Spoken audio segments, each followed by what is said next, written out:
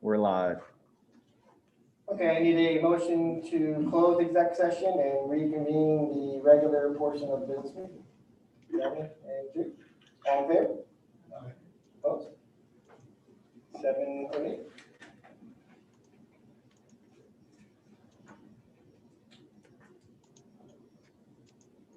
Next on the agenda is the Pledge of Allegiance and a moment of meditation. Pledge of Allegiance to the flag of the United States of America and to the republic for which it stands, one nation, under God, indivisible, with liberty and justice for all.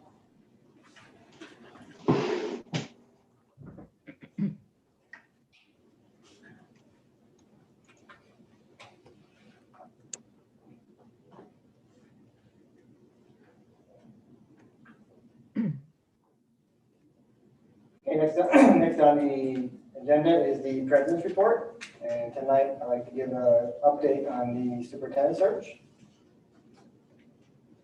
Applications closed on December 1st.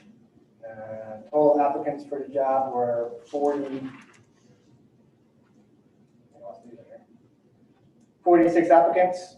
Of the 46, there was 22 sitting superintendents. 28 of those applicants had doctorates. On December 3rd, 2020, Strategic Educational Advantage, our search firm consultant, recommended to the Board of Education 9 candidates for consideration. The Board of Education accepted their recommendation, and on December 12th and December 13th, we interviewed all 9 candidates in person. From those 9 candidates, we have chosen 3 finalists. Consistent with our timeline that we presented at the beginning of this process, we will interview these finalists in January with the goal of the appointment by the end of the month in January.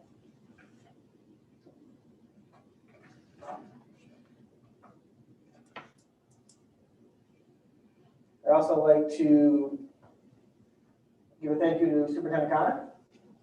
Him and I had a great conversation last week about snow day. And we thought it was a great idea to, even though we had previously communicated that we were going to work and through a snow day, I think we all agreed that the first snow day of the year is something we always look forward to, even as we were children. Anybody local, you know, sitting next to the wall radio and the radio listen for 1340 update, you know. Going back a little bit. Yeah, you know what I'm talking about. You know what I'm talking about. 7 o'clock, we opened up the windows and the door. Fire siren. So we thought it was a good mental health idea to for the kids to have some fun, for the staff to relax a little bit, administration as well. Everybody's been working hard, and I'm glad we did that. Yeah, so moving forward on snow days, we'll take it on a case-by-case basis because we need to meet our requirements with New York State for in-person live teaching.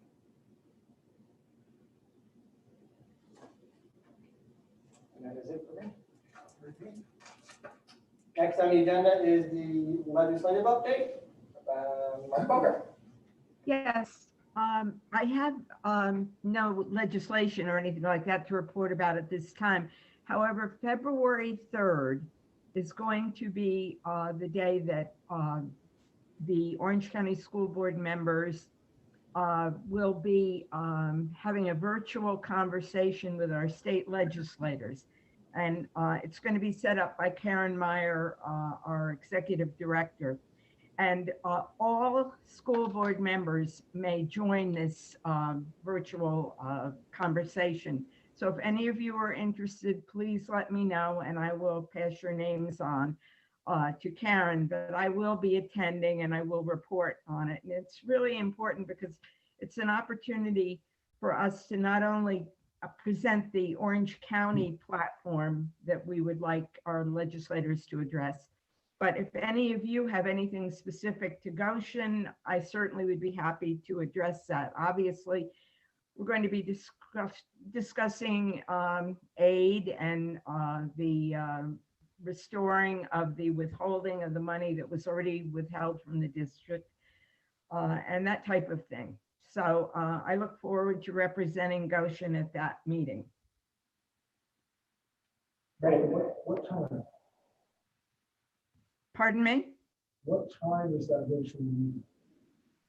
I'm not sure because I haven't gotten a copy of the agenda, but as soon as I do, I will get it out to you with the Zoom information. And again, I stress, you know, every board member is more than welcome to join in.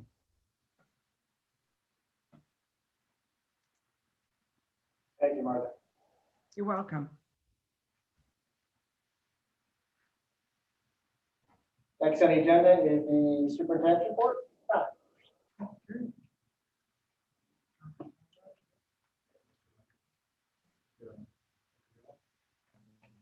Can you hear me? Yep. Okay. Very quickly, I have one item to report on tonight, and that is after a lot of discussion, talking with people around Orange County. I know some districts are on a 2-week pause. Goshen, however, will go 1-week pause with a midweek reassessment of the whole situation. So we'll have to wait and see what that looks like. So we'll be out on remote, fully remote from January 4th to January 8th. With honor about the 6th or 7th, a reassessment of the whole situation, and we'll make a determination as to whether we'll stay remote for another week or whether we'll be back in session. So at this time, I would like to thank our building principals, certainly all our teachers, our support staff. I know it's been a tough grind. It's a difficult time for everyone. It really wears you down. But our folks have really stepped up, done a great job. And I know we have one more day tomorrow. And then, of course, tomorrow or Wednesday will be a day of professional development and some other activities. But I will let the board know now that on Wednesday, I plan to put something out. We'll put it out tomorrow. But we have no students on Wednesday. So we'll be ending our day on Wednesday at 1 p.m. So staff and everyone will be done at 1 p.m. on Wednesday. So thanks for a great job again, and happy holidays to everyone. And I wish you the peace and happiness and the best in 2021. And thank God 2020 is over, or almost over. Thank you.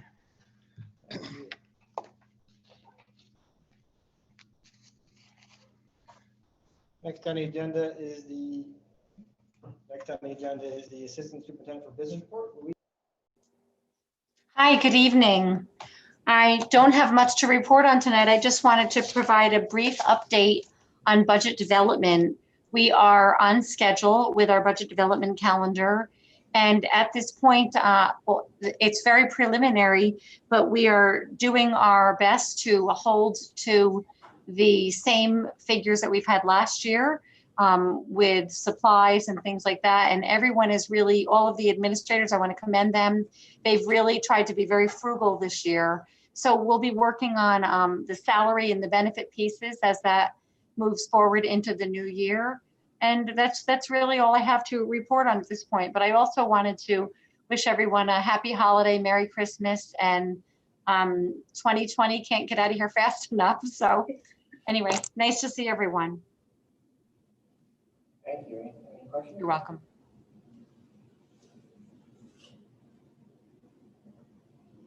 Next on the agenda is the Assistant Superintendent for Curriculum, Instruction, Personnel, and Technology Report. Mr. Carter.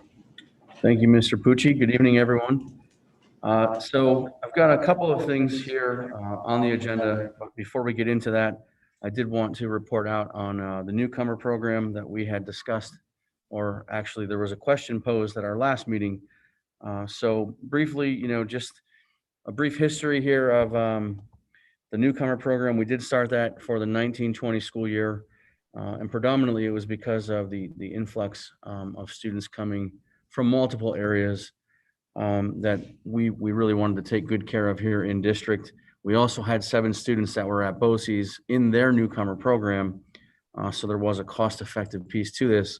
So in total, last year we started with 21 students, 14 new entrants, 7 that were currently that at that point in time, rather, at BOCES. So again, 21 students. The program consisted of teacher Marisol Pinedo, and we did hire Crystal De La Rosa as a TA, bilingual TA, and continued to build on the program. Of course, you know, we did have somewhat of a shortened school year leading into the spring, but we were finding great success.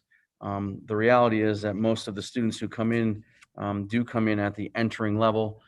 So, you know, English proficiency is very limited. So predominantly what we're looking to do is to build upon that. This year, we currently have 12 students in the program at Goshen High School in the newcomer room. There are 28 students in the ENL program, but 12 currently at the newcomer program at Goshen High School. Currently, we are utilizing Fast Forward to develop some of those early literacy skills. We still have students who are at that entering level. You know, with the NISA SLAT being canceled for the spring, we don't necessarily have, you know, the formal documentation of growth, but we do have star reading. We do have star reading in Spanish. We do administer these exams in the native language the first time around to see, you know, where we're at, what their growth is looking at, getting great baseline measures. We will continue with that, you know, and building the skills necessary. Now, we do have a few students at the high school who have progressed a level, and we do know that just based on, you know, what they're showing in those STAR tests. So that data is utilized so that we're able to take the students and strategically place them in courses at the high school, you know, such as the algebra, an English course, a global course. You know, they are out and integrated into some of the special areas, of course, because you know, PE, for instance, is mandated. They need to be, but we're finding great success in that, and we will continue to, you know, offer everything that we are currently offering in the program. It's very unpredictable. You know, we don't really know if the numbers will continue to grow. You kind of take it as it comes, and do the best that we can to service the current students, which I do believe Goshen High School is doing a great job of. I would also tell you that COVID has presented many challenges because most of the students here, they have other responsibilities outside of school, you know, being a part of family and supporting the family through work. Giancarlo Mejia, who is at the high school, a new guidance counselor there, new school counselor, has been assigned to all these students. He's also bilingual, a lot of outreach to the home visits, you know, really trying to keep tabs and offer the necessary support to keep our students active in this program. Unfortunately, we did have a few that had, you know, major family commitments that they just had to take care of and did drop out. So, you know, I can't say that is to be expected, but unfortunately, it's something that we've got to deal with as well. So those continued outreach efforts are really, really important at this time. But all in all, I would tell you that I think, you know, our PPS department has a large part in monitoring this and working collaboratively with our program. Our high school administrators are doing a great job of providing the necessary supports as well. And I think in general, it's very safe to say that the faculty and staff are doing an outstanding job of helping to culture and build the Newcomer Program on behalf of the students that we have. And we look forward to continuing those efforts. So I'd say success at this point. We found success last year, and we're going to continue on right through all of this and just keep getting after it. One final question. With the work that some of these students' parents are probably involved in, do we see a migratory pattern? Do the kids come in and then once the seasons change and the parents, they go somewhere else to work, do we see kids come in and then go out? Most of our students have been steady here. However, we do have those that are leaving, and it is within the region. So I do believe, of course, that it is, you know, work related. I can't say that it's seasonal, but I can say that I believe it's work related. You know, again, that's very unpredictable as well. So, but we do have a good grip on it. Jason? Any other questions about the Newcomer Program? Yeah, I do. Yeah, Jason, just a comment. We kind of discovered at BOCES that unfortunately, sometimes when the student turns 16, they legally then can leave, and they do, and they leave to work.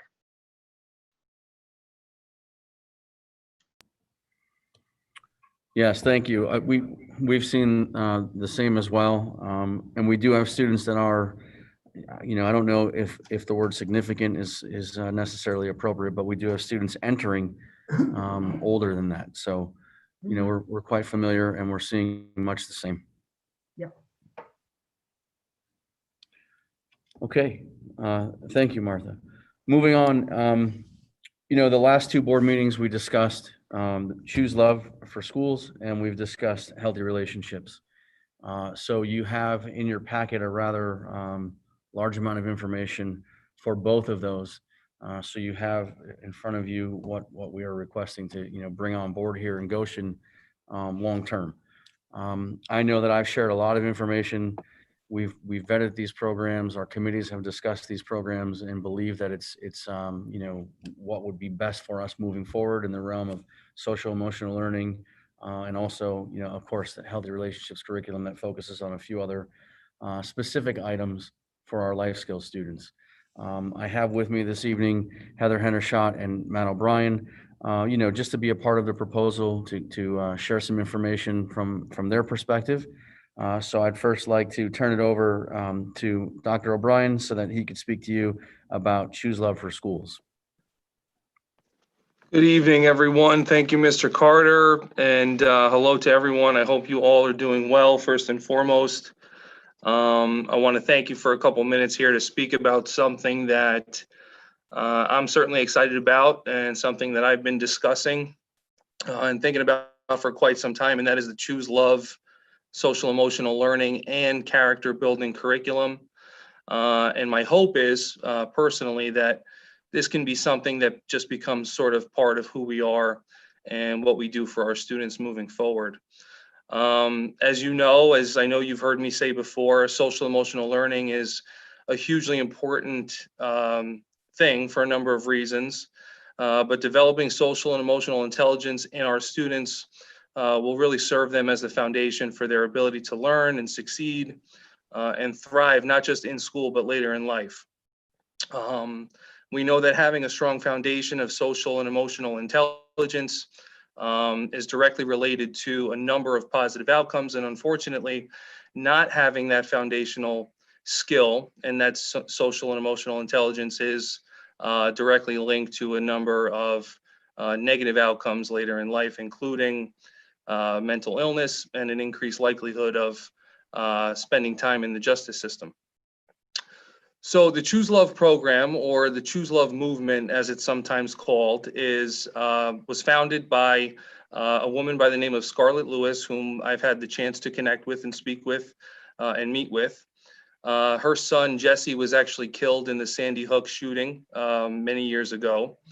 And the program, the Choose Love program that she founded in his honor, is really centered around the idea that everyone has the ability and the power to choose love over hate.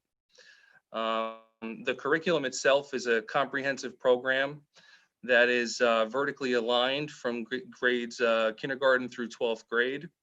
And it's really based on the 5 key SEL competencies of self-awareness, self-management, social awareness, responsible decision-making, and building relationships.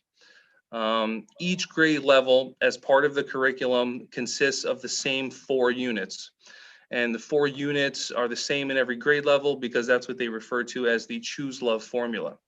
So those 4 units are centered around courage, gratitude, forgiveness, and compassion. And each of those units contains roughly 5 to 7 lessons in each one. So an entire year-long curriculum that Choose Love would present would be a curriculum that's full of anywhere from 20 to 25 lessons or so for the entire year per grade level. And of course, those lessons are age appropriate. The lesson plans are prescribed, meaning that they are ready to go and ready for the teacher to deliver them to the students. And what I like about it is that these lessons can be delivered both in person and also virtually. Each lesson is complete with a number of things. They include student objectives, in other words, what the students will get out of the lesson or what they should get out of the lesson. They contain teacher materials and teacher preparation materials, discussion questions and prompts for the class, and also a student activity. But in many cases with these lessons, there are multiple student activities, which is important because a teacher can then, decide to sort of elongate that lesson and make that lesson last for multiple class periods. The program actually, another thing that I like, actually contains a home component as well. It's a home program that's designed for parents to implement at home. And not only does the program have many activities designed to be done at the home, but it also includes a ton of resources and materials for parents who, like myself, are interested in trying to build the foundational skills and social emotional intelligence in their kids. We have done some work recently, starting in the summer, and taken advantage of a rough situation in terms of the pandemic. And we've raised awareness about social emotional learning and support and why it's important, especially at a time like this. And we've done a lot of work in putting together a plan and making sure that the various components of that plan have been executed. And I'm grateful to be a part of that. And I'm grateful for all the people who continue to do that work, especially, the parents and faculty members and district members on that committee in the summer. This curriculum, this Choose Love curriculum, was not part of the original plan, but it is something that's important, and it is certainly important that we try to build on some of the supports and some of the things that we already have in place. So as I said before, hopefully this is something that we can do moving forward, and hopefully this is something that we can make a part of who we are and put our best foot forward in doing our part to equip our students with the social and emotional tools that they'll need to be successful, not just in school here with us, but later on in life. So that is an overview of the Choose Love program. I am more than happy to answer any questions that you might have to the best of my ability. And again, I hope that you're well. And if I don't see you, I wish you a very happy holiday season.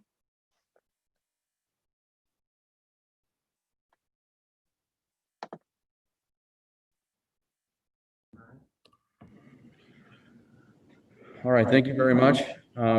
Moving on, Heather Hendershot is here to discuss the Healthy Relationships curriculum. So Heather, if you will. Thank you.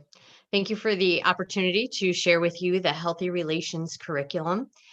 We're always looking at ways to enhance our programs and services for our students with disabilities.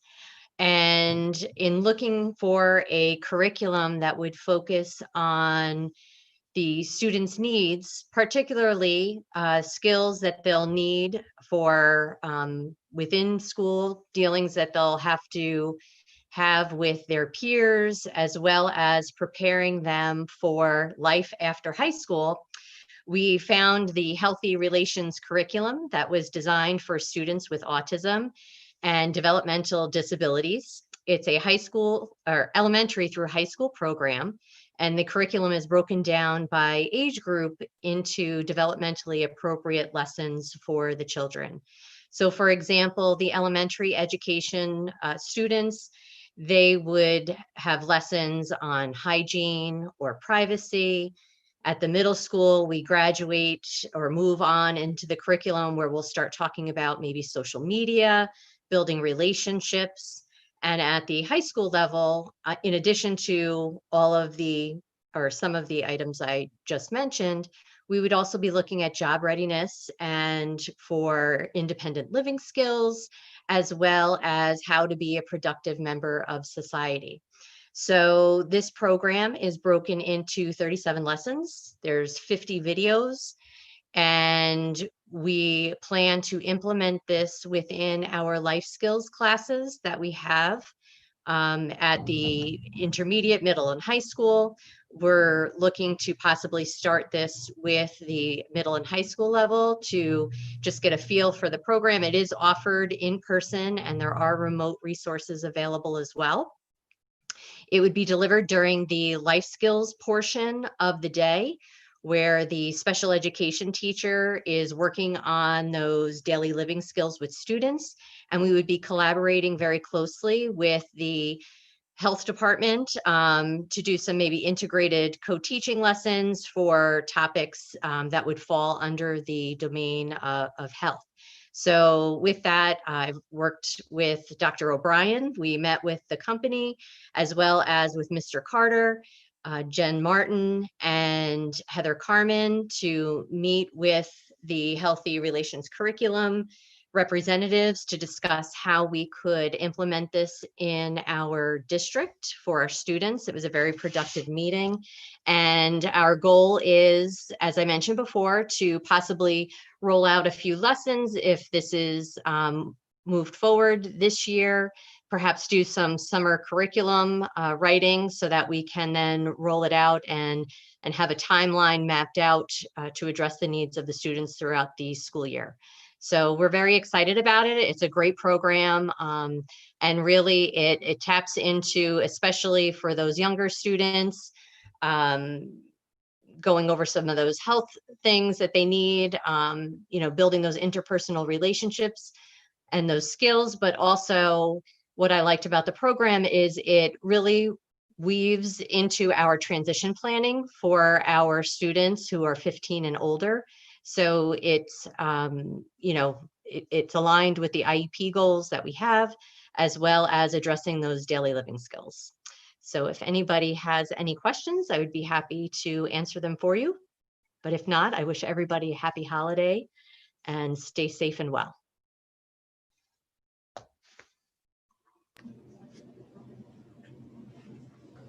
I think we're good, so thank you. Thank you. All right, so with that being said, just quickly to give a closing statement here, I think both of these programs are very comprehensive. Both are actually quite cost effective for our district. Funding is readily available to move forward. And with that being said, we respectfully request your approval of both programs. And thank you. Thank you. Couple of quick questions, not regarding that presentation, but just popped in my head. Do we have any information on like regions? What the state's going to do, like Right. So January has been canceled, and much as you had seen last year, there are the exemptions. So those are to be filed at the state level by January 20th. So our high school team is currently working on that. We'll put together those spreadsheets and do everything that we need to do to be sure that our students get the exemptions if they qualify. Moving forward, I have not heard anything other than probably what you have heard. It may be canceled, it may not be canceled. What do we do if? No solid information has come my way regarding regions moving out into the late spring. And is there, this is kind of a bigger open-ended question. I think we're all adapting to the new style of learning. How do we monitor how our kids are doing?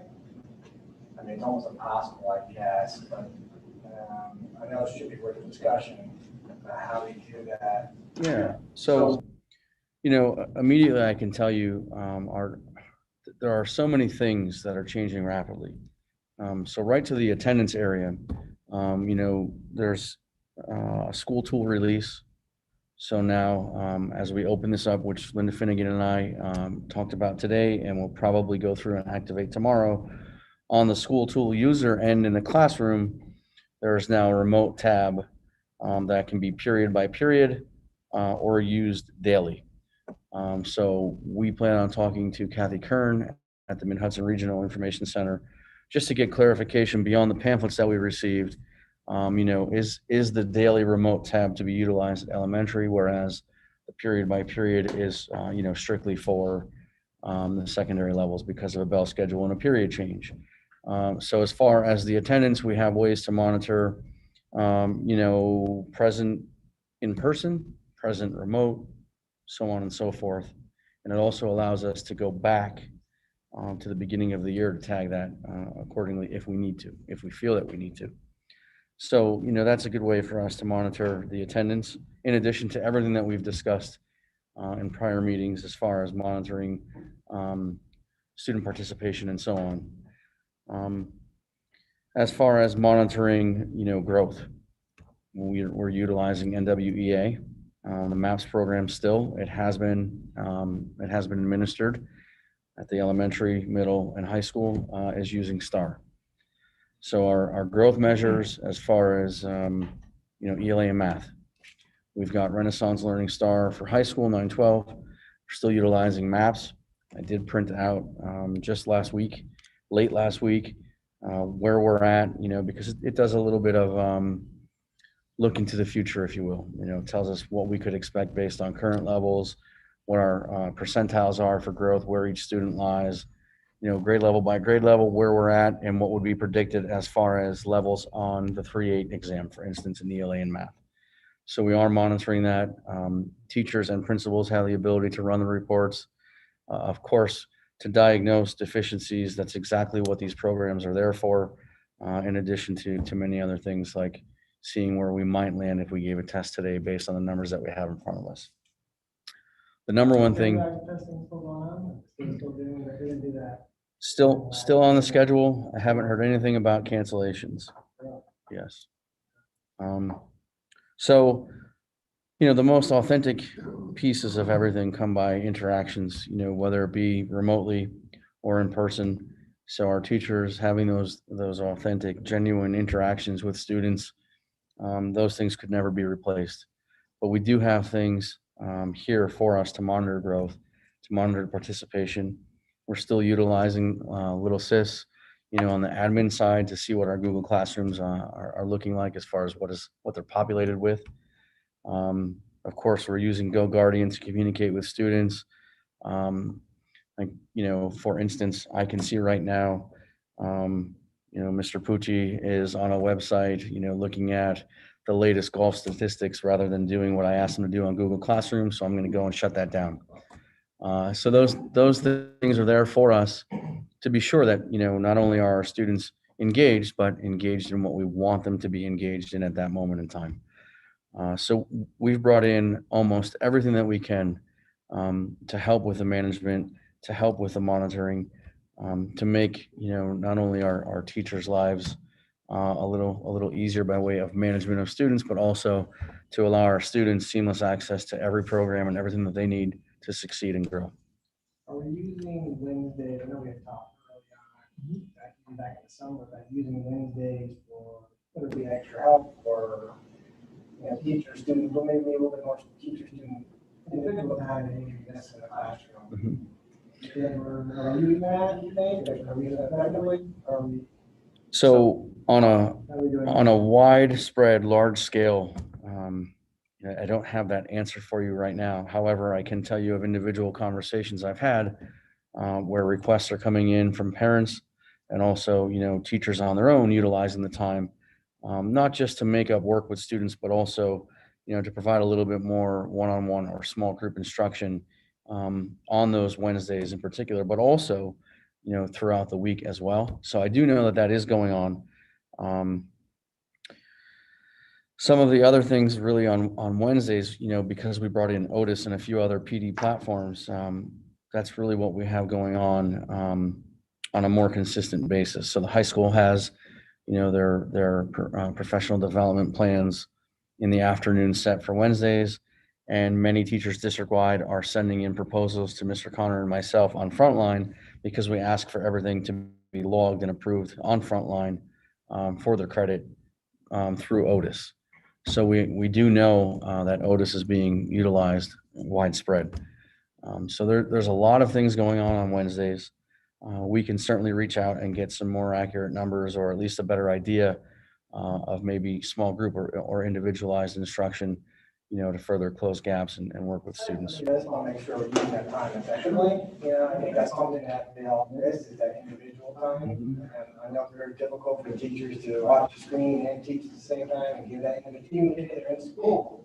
It's tough to get that, I'm sure it's tough to get that individual attention. So I know they talked about summer, I was just kind of following up to see if we're using that time effectively to get that individual time. Because I know, everyone learns differently and some may need more. Sure. They need help on basics. Could be a good discussion with our principal.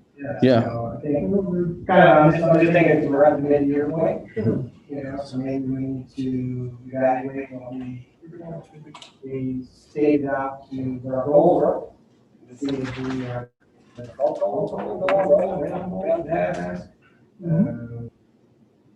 working, what can we do better, and let's say that.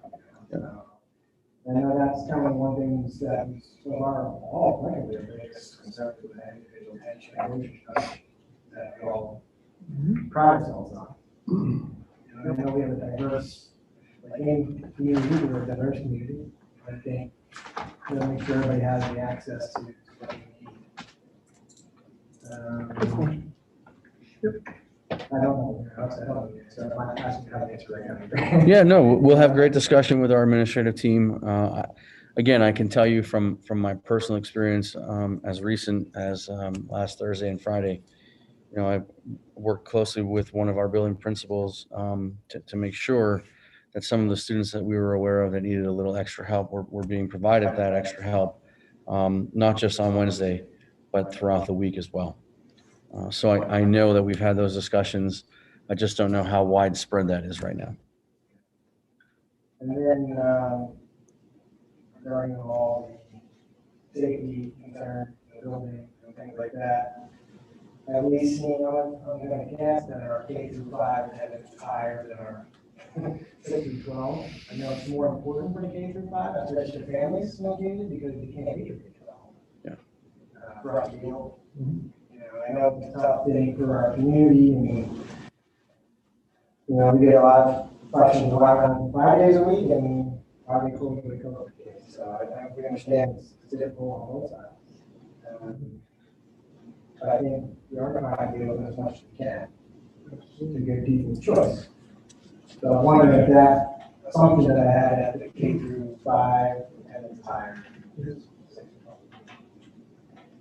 Yeah, I think that the eye test would tell you that it is. Okay. Which makes sense.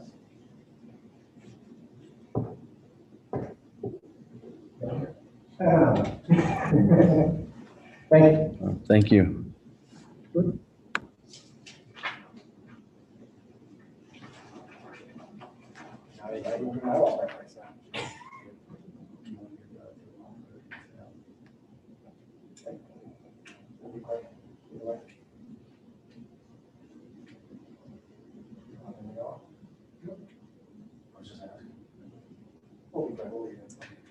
Next on the agenda is the consent agenda. I need a motion.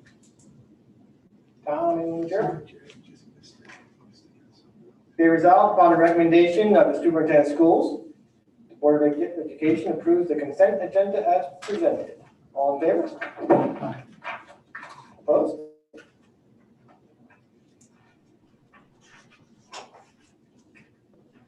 We do have old business. 11.1, I need a motion to approve Choose Love for Schools curriculum. I got Martha and you.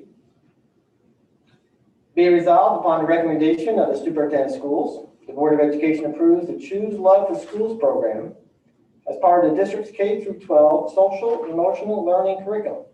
All in favor? Aye. Opposed? 11.2. I need a motion to approve healthy relationships curriculum. Allison, Tom? Be resolved upon the recommendation of the superintendent of schools, the Board of Education approves the Healthy Relationships program as part of the curriculum for the district-wide life skills classes. All in favor? Aye. Opposed? Move on to new business, 12.1. I need a motion to approve minutes for the regular meeting and special meetings for December 7th and the 12th and 14th. Jeremy? Allison?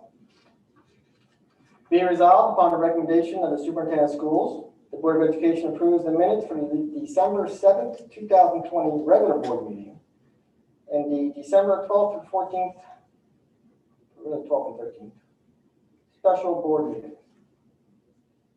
And 14th. Forgot about that one. Thank you. I was there. All in favor?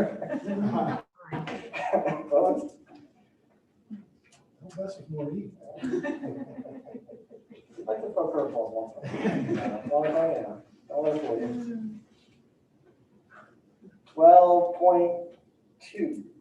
The motion to approve audit engagement letter from Nugent and Hausler PC. Have Martha and Allison. Be resolved upon the recommendation of the Superintendent of Schools, the Board of Education approves the audit engagement letter dated December 2nd, 2020, from Nugent and Hausler PC for external auditing of the fiscal year ending June 30th, 2021. All in favor? Aye. 12.3, we have a tax cert. I think we did one a meeting or two ago that was updated. Any motion? Judy? Tom? Be resolved upon the recommendation of the Superintendent of Schools. Board of Education approves the payment of tax certiorari judgment awarded to 78 Cypress LLC, Town of Goshen, Section Block 10-1-55. As per the court order entered into the office of the Clerk of Orange County Supreme Court on September 8, 2020, and served upon the district on September 9, 2020, in the amount of $14,587.72 for the 2020-21 school year, for a total of $14,587.72. The timing order was after the date the assessor finalized the 2020 tax rolls, and the assessed value wasn't reduced on the current school tax bill as per the order. Be it further resolved that in order to fund said tax certiorari judgment refund, that budgetary appropriations for 2020-21 school year be increased by $14,587.72, code A601, and the $14,587.72 be transferred to the general fund budget from the tax certiorari reserve as the offsetting source of revenue. All in favor? Opposed? 12.4, we have the increase in minimum wage. Jeremy? Allison? Whereas the New York State has increased the minimum wage for hourly workers effective December 31st, 2020, be it resolved that the Board of Education hereby establishes the following hourly rates effective December 31st, 2020 to comply with the New York State minimum wage law. Substitute food service helper, $12.50 per hour. Substitute custodial worker, $12.50 per hour. Substitute bus monitor, $12.50 per hour. Substitute teacher aide, $12.50 per hour. All in favor? Aye. Opposed? One public record change, calendar change, we'll be moving our January 4th, 2021 board meeting to January 11th, 2021. Same time, 6:30. Any other board member issues? We would like everybody to have a safe and happy holiday season, and we shall see you in 2021. Good night. Thank you. Motion to close the meeting. I got Tom and Jeremy. All in favor? Aye. Good night. Thank you.